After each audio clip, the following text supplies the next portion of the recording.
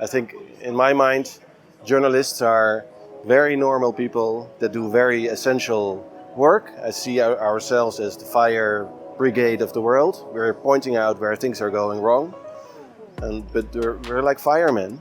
But for many military regimes, we are their worst enemy for some reason, because we also tell about that, of course, about the problems they cause. This was an interview conducted at Splice Beta 2023, a media startup festival. I am Rohit Upadhyay, an independent journalist and YouTuber. I went to Chiang Mai for the Splice event and did some interviews with journalists from all over the world about the work they do. We talked about making journalism financially sustainable, covering a country while being exiled, fending off government pressure, mobile journalism, and much more. Here's the rest of the interview. So I'm Chavannes. I'm a journalist from the Netherlands, and I work with the Democratic Voice of Burma already since 2008. So 15 years. I'm getting old. Yeah, 15 years already. Yeah. Okay. So just a very generic question. Like, what are the pros and cons of working in exile media?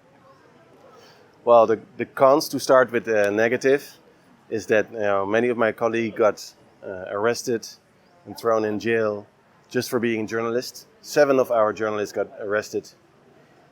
2 of them are still in jail as we speak. So that is a really big con.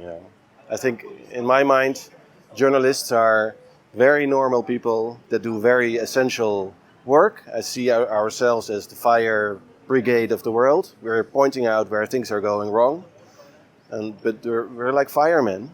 But for many military regimes, we are their worst enemy for some reason, because we also tell about that, of course, about the problems they cause. So that's the big con. A pro is that because we're in exile, we have zero censorship. We can really tell whatever we want, and we can keep people informed. And I think with DVB we do this already more than 30 years, and I am convinced that we keep a lot of people sane also. We have about 50 million views a week. There's 55 million people living in Myanmar, so you could say that almost everybody is checking. And in Myanmar there's only propaganda, there's a total crazy parallel reality the junta is telling. And I think people watch also DVB to know what is actually going on. And I'm sure that the junta actually also secretly watch to know what is going on. Because if you make up so much fake news, I'm sure that you get confused and you don't know what's real anymore. So the big con, the con is that we have to be in underground and in exile. And the big pro is that we can guarantee totally uncensored news. So what are the challenges you'd like to tell me about the challenges of running a media in a foreign country? Well, the biggest challenge is really the money. It's a kind of a boring topic maybe, but like normal news media, they can make their own revenues with advertising, and you don't have to ask anybody else to give you money, to donate money.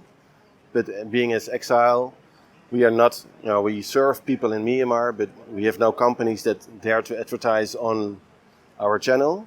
So we rely 95% on donations from big institutions, and 5% we make with the revenue share on like YouTube.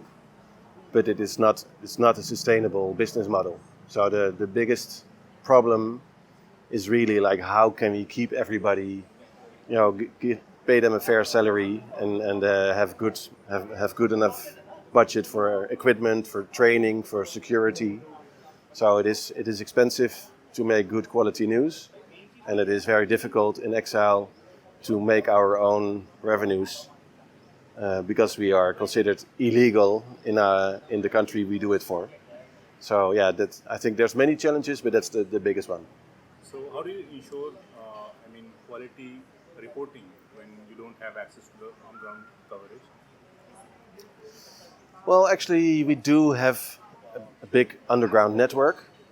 So we have lots of secret reporters that they look like they have a shop, like a mobile phone or a hairdresser, all kind of. But in reality, they actually work for us, and they're reporting with the mobile phone. So yeah, we do know we get news every day from inside, and also these reporters, they don't know each other. So we get so many different footage from inside that we can double check or triple check the images we get to guarantee the quality. So it's all about that we have to be triple sure if something really happened before we put it on air. So it's all about being trustworthy. So, and then on top of that, yeah, we have to keep on training, keep on having our internal system of checks and balances to guarantee this quality. So how challenging it has been for you to manage the safety and security of the people there that are working on the ground? Yeah, like I said, 7 of our people got arrested early in the early stage of the military coup. So this has been really a nightmare for everybody, of course. But since then, I think we made our systems more solid and more secret. So no, I'm not going to tell you how we do it because it is secret. But it is an ongoing process where we have to keep on innovating and be very careful. Safety first in everything. So I can say at least for now that since a year or so, none of our people have been caught. So our system is working better. But how exactly, I cannot reveal. I mean, do you struggle to connect with the audiences since you were working in a different country?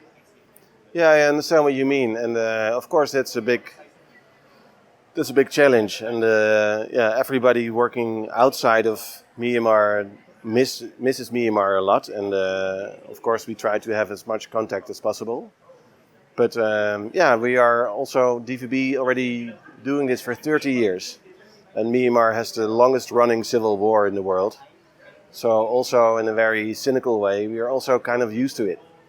So also the people inside Myanmar who've been watching DVB for 30 years, they know that we are not based inside. Only for a few years it was possible, and then we were exiled again since the military coup in 2021. So yeah, we've been diaspora for many years, and we try to keep in touch and eat their food and sing the songs and have the Burmese culture never dies. Yeah, so that is still alive here in Thailand, but also a lot of other diaspora around the world.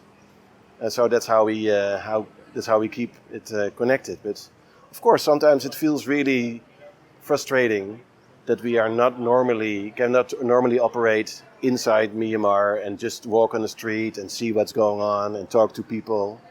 But thank God we have social media, so we get a lot of comments and a lot of contact directly from people that tell us, oh, thank you so much for the news, or there's something maybe they don't agree with.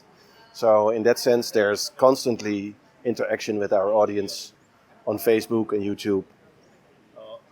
Talking about social media, did you ever feel like online censorship in Myanmar on your content? Not so much by Myanmar. I mean, they try to block it, and we have a lot of digital attacks of our website. But social media, not so much.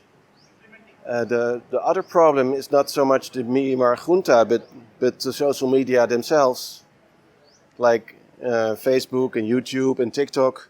They are more and more, their algorithm is cutting out violence and political news, because that is not good for their advertiser.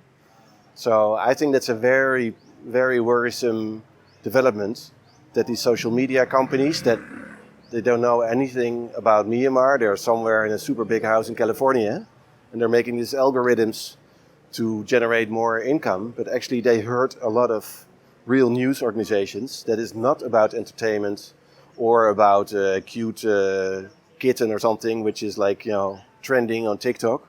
we get a lot of censorship. But it's like commercial censorship because they only want funny things to happen on TikTok.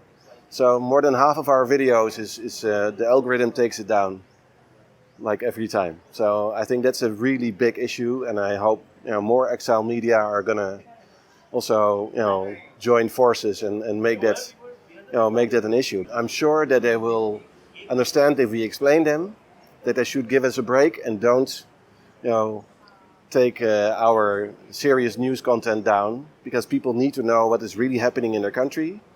But because of their commercial algorithm, more and more we see that or we get blocked or we don't get advertising revenue for it. And I understand they are trying to sell advertising, but I'm also sure that people also want to know what is really going on, and that is also a market model. So anything else you'd like to tell us, tell audiences, tell other people about exile media that people are not aware about, or you want to say?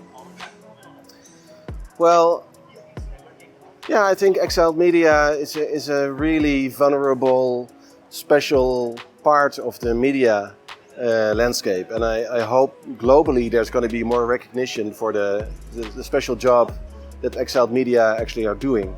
And exiled media sounds like it is news from outside, but the reality is that exiled media have really brave journalists working inside in secret.